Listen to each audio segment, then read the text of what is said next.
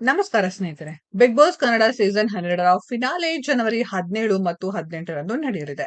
8 ಸ್ಪರ್ಧಿಗಳ ಪೈಕಿ 5-6 ಮಂದಿ ಮಾತ್ರ ಫಿನಾಲೆಗೆ ಹೋಗಲಿದ್ದು, ಅದಕ್ಕೂ ಮುನ್ನ ಎಲಿಮಿನೇಷನ್‌ಗಳು ನಡೆಯಲಿವೆ. ವಿನ್ನರ್‌ಗೆ 50 ಲಕ್ಷ ರೂಪಾಯಿ ನಗದು ಮತ್ತು ಟ್ರೋಫಿ ಸಿಗಲಿದೆ. ಯಾರು ಕಪ್ ಎತ್ತುತ್ತಾರೆ ಎಂಬ ಕುತೂಹಲ ಮನೆ ಮಾಡಿದೆ. Bigg Boss Kannada season 12 finale ಹಂತ ತಲುಪಿದೆ. ಕಳೆದ ಕೆಲವು ವಾರಗಳಿಂದ ಈ ಶೋ ಪ್ರೇಕ್ಷಕರಿಗೆ ಮನರಂಜನೆ ನೀಡುತ್ತಾ ಬರ್ತಿದೆ. ಈಗ ಶೋ ಕೊನೆಯಾಗುವ ಹಂತ ತಲುಪಿದೆ.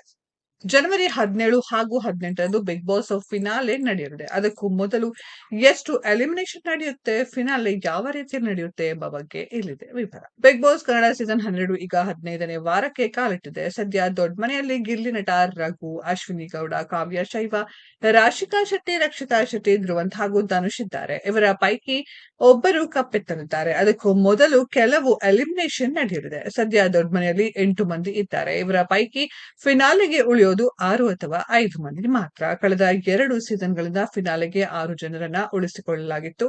ಈ ಬಾರಿಯೂ ಹಾಗೆ ಮಾಡಲಾಗ್ತಿದೆಯಾ ಎಂಬ ಪ್ರಶ್ನೆ ಮೂಡಿದೆ. ಹಾಗಾದಲ್ಲಿ ಈ ವಾರ ಅಥವಾ ಮುಂದಿನ ವಾರ ಮಧ್ಯವಾರದ ಎಲಿಮಿನೇಷನ್ ಇರಲಿದೆ. ಈ ವಾರಾಂತ್ಯದಲ್ಲಿ ಒಂದು ಎಲಿಮಿನೇಷನ್ ಆಗಲಿದೆ.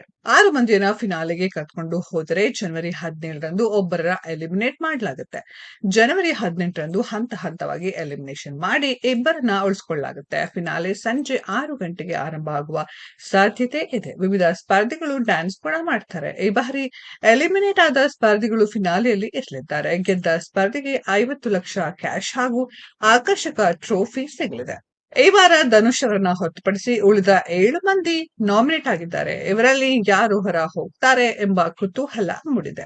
ಸ್ನೇಹಿತರೆ, ಈ ಸಲದ ಕಪ್ ಯಾರು ಗೆಲ್ಬೇಕು ಅನ್ನೋ ಅಭಿಪ್ರಾಯ ಪಡ್ತೀರಾ ಅನ್ನೋದ್ರ ಬಗ್ಗೆ ಕಮೆಂಟ್ ಬಾಕ್ಸ್ ಅಲ್ಲಿ ಕಮೆಂಟ್ ಮಾಡಿ. ಈ ವಿಡಿಯೋ ಇಷ್ಟ ಆಗಿದ್ರೆ ಲೈಕ್ ಮಾಡಿ, ಶೇರ್ ಮಾಡಿ, ಚಾನೆಲ್ ನ ಸಬ್ಸ್ಕ್ರೈಬ್ ಮಾಡಿ, ಪಕ್ಕದಲ್ಲಿ ಇರೋ ಬೆಲ್ ಐಕಾನ್ ನ ಹಿಟ್ ಮಾಡಿ. ಮುಂದಿನ ವಿಡಿಯೋದಲ್ಲಿ ಭೇಟಿಯಾಗೋಣ. ಧನ್ಯವಾದಗಳು.